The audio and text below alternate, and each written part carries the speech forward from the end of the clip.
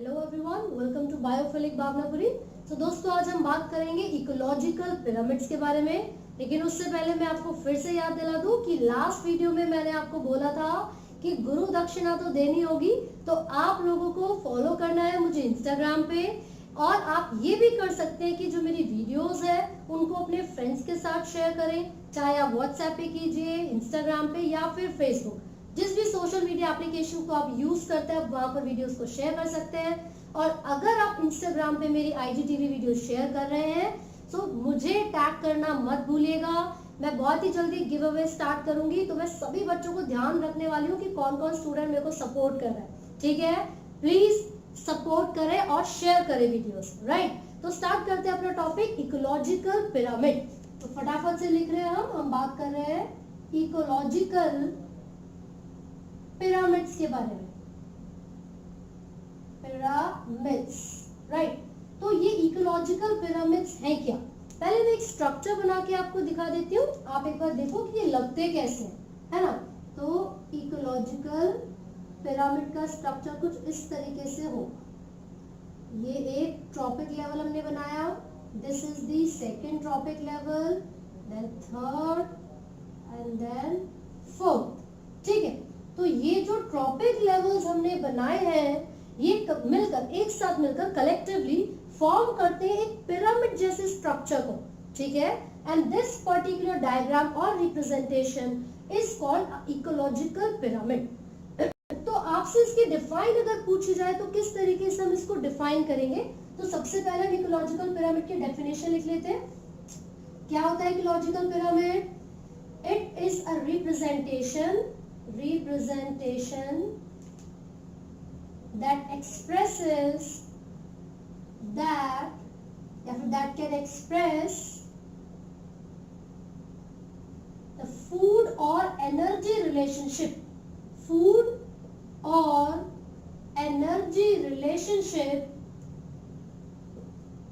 between the organisms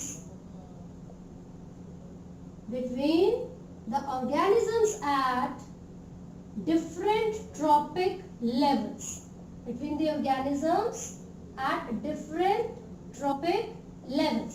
इसका मतलब ये हुआ कि अलग अलग ट्रॉपिक लेवल पर जो ऑर्गेनिजम्स हैं उन सभी के बीच में कैसा रिलेशन है फूड को लेकर या फिर एनर्जी को लेकर, वो हमें इस रिप्रेजेंटेशन से पता चल जाता है। तो इसको हमने नाम क्या दिया है? Ecological pyramid.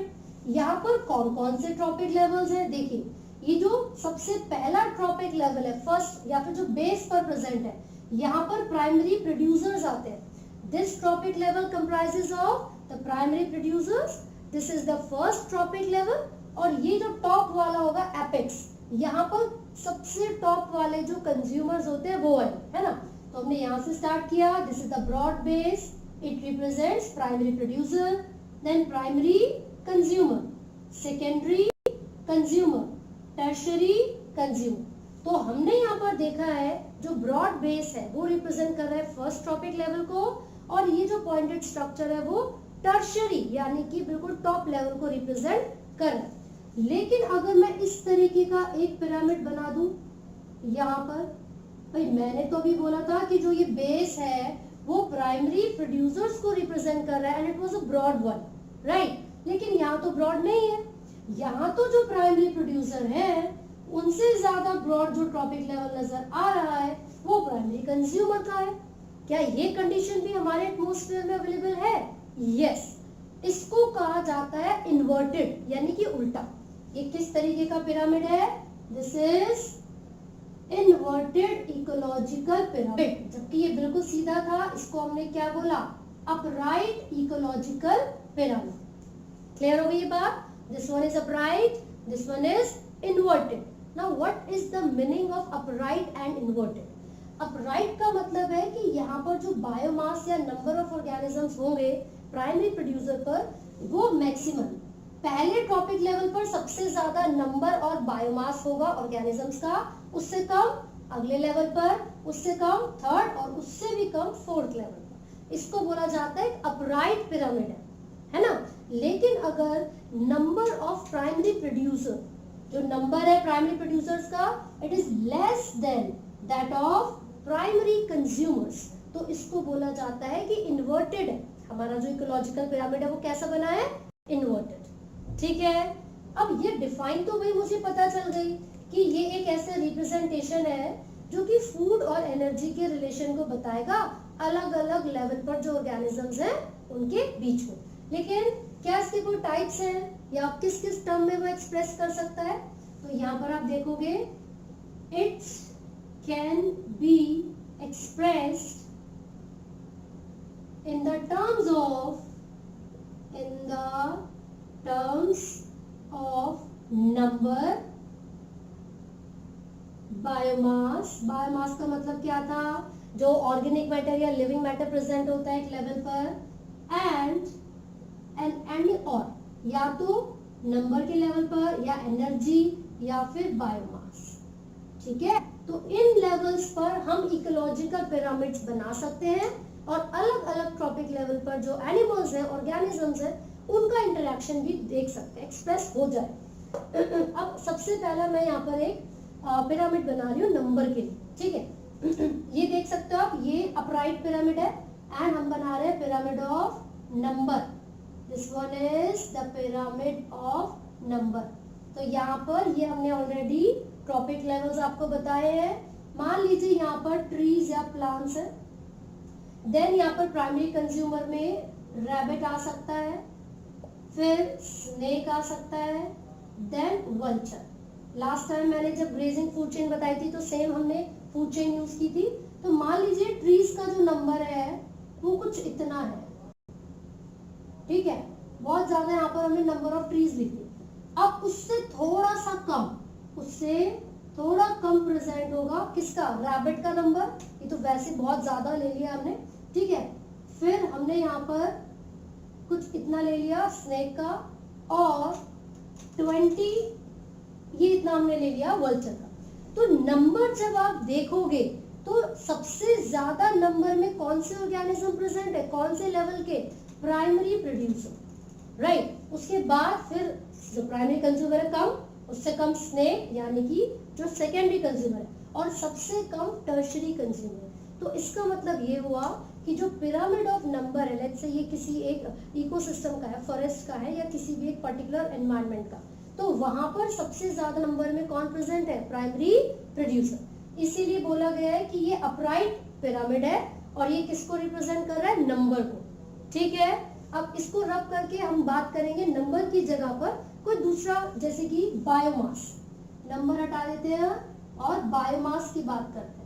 जो बायोमास को मेजर किया जाएगा केजी पर मीटर स्क्वायर के रिस्पेक्ट में मेजर करेंगे, और जो बायोमास होगा, ठीक है, मान लीजिए इसमें 804 है, इसके अंदर 720 है, यहाँ पर 300 हो गया, यहाँ पर 8 हो गया। तो ये जो बायोमास हमने यहाँ पर दिया हुआ, जो ऑर्गेनिक मैटर का जो अमाउंट है, ठीक है, वो क्या होता जा रहा है, बेस से, जो कि प्राइमरी जो प्रोड्यूसर था वहां से टॉप तक जाते जाते रिड्यूस होता जा रहा है।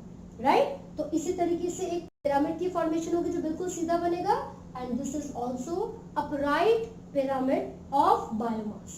तो दो हमने चीजें यहाँ पर पढ़ी हैं, ये एक था नंबर के लिए और जो दूसरा था वो बायोमास के लिए, और दोनों ही हमने सीधे पढ़े, बिल्कुल अपराइट। लेकिन एक्वेटिक इकोसिस्टम में जो पिरामिड ऑफ बायोमास होता है वो इन्वर्टेड होता है, उल्टा होता है। और पिरामिड ऑफ बायोमास इन्वर्टेड इसलिए है क्योंकि जो फाइटोप्लैंक्टन्स हैं इनका जो नंबर है वो बहुत ही कम होता है स्मॉलर फिशेस से, या जो ज़ूप्लैंक्टन्स है उनसे, जो कि इनके ऊपर फीड करते हैं, खाते हैं इनको। ठीक है, तो number of phytoplanktons is very less than that of the number of zooplankton. Sorry, number नहीं, बायोमास। बायोमास आपको याद रखना है। तो एक्वेटिक इकोसिस्टम में जो बायोमास होता है फाइटोप्लैंक्टन्स का यानी कि प्रोड्यूसर का, वो काफी कम होता है कंज्यूमर के बायोमास से।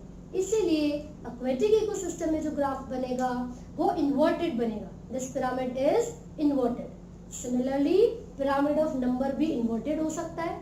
कैसे? अब आप खुद सोचो कि एक बड़ा सा पेड़ है, एक बहुत ही ह्यूज ट्री है, और उस एक ट्री पर बहुत सारे बर्ड्स फीड कर रही हैं, तो भैया ये जो पिरामिड बनेगा वो तो उल्टा ही बनेगा ना। पेड़ सिर्फ एक था, जो प्रोड्यूसर था वो सिर्फ एक है, एक ही पेड़ है, लेकिन खाने वाली जो स्पैरोज है वो बहुत सारी है, तो उसका मतलब क्या होगा, उल्टा ही तो बनेगा। तो ये नंबर के रिस्पेक्ट में भी इन्वर्टेड हो सकता है, नंबर के रिस्पेक्ट में भी और बायोमास के रिस्पेक्ट में भी। लेकिन इकोसिस्टम में जो एनर्जी का फ्लो होगा वो हमेशा एक ही स्पेसिफिक डायरेक्शन में होता है, वो भी प्रोड्यूसर से कंज्यूमर्स की तरफ। तो इकोसिस्टम में जो पिरामिड होता है एनर्जी का, वो कभी भी इन्वर्टेड नहीं होगा।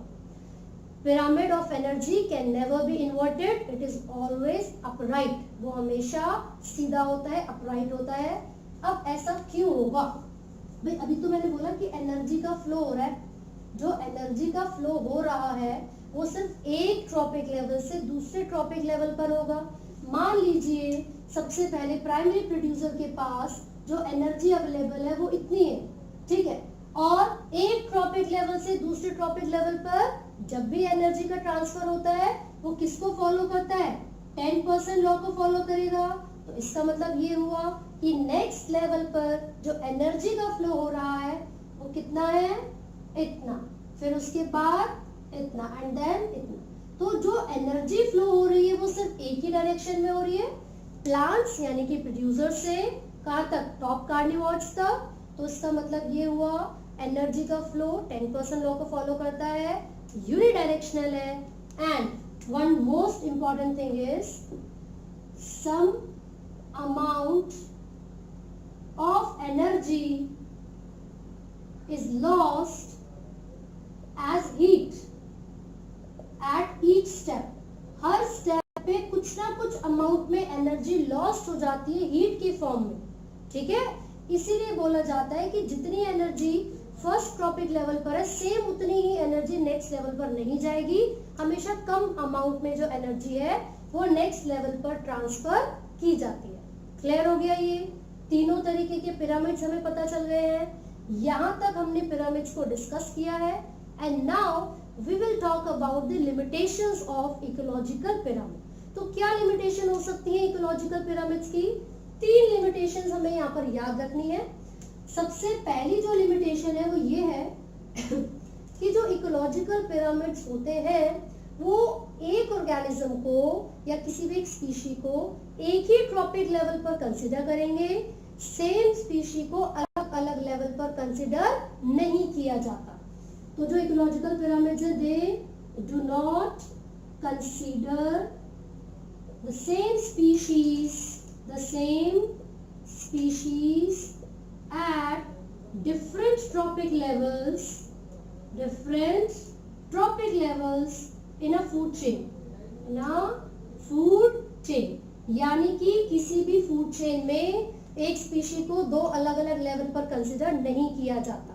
जबकि ऐसा हो सकता है ना कि जो ट्रीज है इनकी लीव्स को खाने के लिए छोटे छोटे बर्ड्स है, वो हर्बीवोर है, वो डायरेक्टली सीड्स या फ्रूट्स या ट्री की लीव्स खानी है।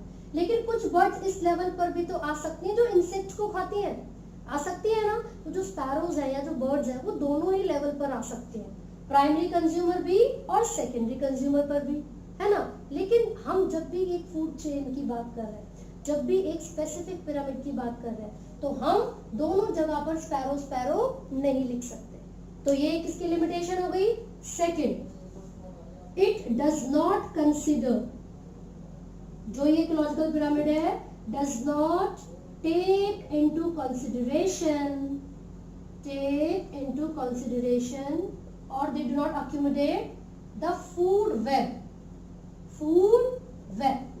मतलब इनके हिसाब से फूड वेब एक्चुअल में नेचुरली एग्जिस्ट नहीं करेगा, सिर्फ फूड चेन्स ही प्रेजेंट होती है, स्पेसिफिक लीनियर स्ट्रेट या स्ट्रेट लाइन, ठीक है। फूड वेब एग्जिस्ट नहीं करता।